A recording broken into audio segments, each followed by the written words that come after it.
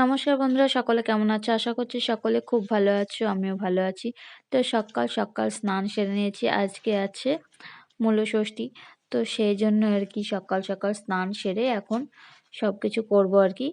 তো মুখটাকে ভালোভাবে আমি ক্রিম দিয়ে নিলাম যাতে মুখটা একটু নরম থাকে। এখন শীতের সময় বুঝতেই পারছো তোমরা। তো এবারে বিছানাটা আছে এলোমেলো, এবারে ভাঁজ করে একদম ঠিকঠাক করে গুছিয়ে নিই। তো দেখো আমি শুরু করে দিয়েছি বিছানা গুছানো। তো ছেলের ব্যাগপত্র সব সরিয়ে ভালো করে বিছানাটাকে আর কি, চাদরটা আজকে পাল্টাবো না, তার কারণ সামনে সুমনার বিয়ে আছে, মনে করছি একবারে তার মধ্যেই পাল্টাবো। তো সেই জন্য থুয়ে দিলাম, তো ঝেড়ে ঝুড়ে পেরে নিলাম। তো এবারে একে একে ভাঁজ করে ফেলি ভালোভাবে। তো তারপরে আমি শুরু করে দিয়েছি আমার ছেলের জামা প্যান্ট গোছানো। তো এগুলোকে ভালো করে ভাঁজ করে নিই। এই কাজগুলো আর কি আমি আগেই করতাম, তার কারণ সময় পাইনি, সেই জন্য আর কি আমাকে এখন করতে হচ্ছে বিছানা গুছানো, ভাঁজ করা এইসবগুলো আর কি। তো ছেলেকে নিয়ে গেছিলাম ছবি আঁকাতে। তো সেখানে ছবি আঁকাতে গিয়ে দেরি হয়ে গেল, ছেলে ছবি আঁকালো, তারপরে বাড়ি আসলাম। এবারে আমার তোমাদের সাথে গল্প গল্প করতে করতে এই যে দেখো সব গোছানো হয়ে গেছে। এবারে আমি আমার চুলটাকে ভালোভাবে আঁচড়িয়ে নিই। আমি এদিকে চুলটা হাঁচড়াচ্ছি আর ওইদিকে মা ময়দা মেখে ফেলেছে। তো আজকে যেহেতু ষষ্ঠী, সেই জন্য ময়দার খাবারই খাওয়া হবে। তোমাদের সামনে এইভাবে বড় ভিডিও অনেক দিন পরেই ছাড়া হচ্ছে বলতে গেলে। তো সময় পাওয়া যায় না, সেই কারণে তোমরা জানোই। তো সেরকমভাবে কিছু বলারই নেই।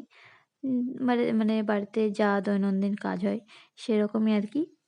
তো আজকে একটা বিশেষ দিন, সেই উপলক্ষেই ধরো আজকের বড় ভিডিওটা তোমাদের সঙ্গে আপলোড করব। তোমাদের কেমন লাগছে অবশ্যই কিন্তু বলবে, অনেক দিন পরে দেওয়া। তো তোমাদের সাথে এভাবে কথা বলতে আমার খুবই ভালো লাগে, কিন্তু হয়ে ওঠে না সময়টা।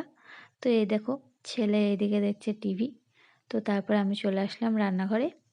এই যে দেখো ময়দার একদম মেখে গুলি করা হয়ে গেছে, আমি গুলিই বলি। আর এই যে সবজি কেটে নিয়েছি, ঠাকুর গেছে চিড়ি, খাবো কি খাবো না সেটাই ভাবছি। তো আর এখানে আছে প্রসাদ, ষষ্ঠী পুজোর প্রসাদ। তো খেয়ে নিই নম করে। আর তারপরে আমি এই দেখো একদম পরোটা ভেজে ছেলেকে একদম থালায় বেড়ে দিয়ে দিয়েছি খেতে। তো আমিও নিয়ে নিয়েছি। এবারে আমি খাওয়াও শুরু করে দিয়েছি। থাকলে আর কি খাওয়াটা সেভাবে হয় না, আবার খিদেটাও সেরকম পায় না, সেই কারণে তো তাও খেতে হয়, সেই জন্য খেয়ে নিলাম। আর এই যে দেখো আমার মা ঠাম্মা বড়ি দিয়েছে, তো এই যে পাহারা দিচ্ছিলাম একটু। তারপরে চলে আসলাম ছেলেকে ঘুম পাড়াবো বলে। তো এই যে দেখো ওকে বললাম শুয়ে পড়, ঝটপট করে আমি ঘুম পাড়িয়ে দিই। এই যে লেপ ফেলে দিলাম গায়ে, এবারে ঘুম পাড়িয়ে দেব। তো তারপরে তোমাদের সাথে বিকালবেলাকারটা শেয়ার করা হয়নি, তার কারণ বান্ধবীর সাথে গেছিলাম একটু দোকানে, তারপরে মাসি আমই করলো, এসে খেয়ে নিলাম।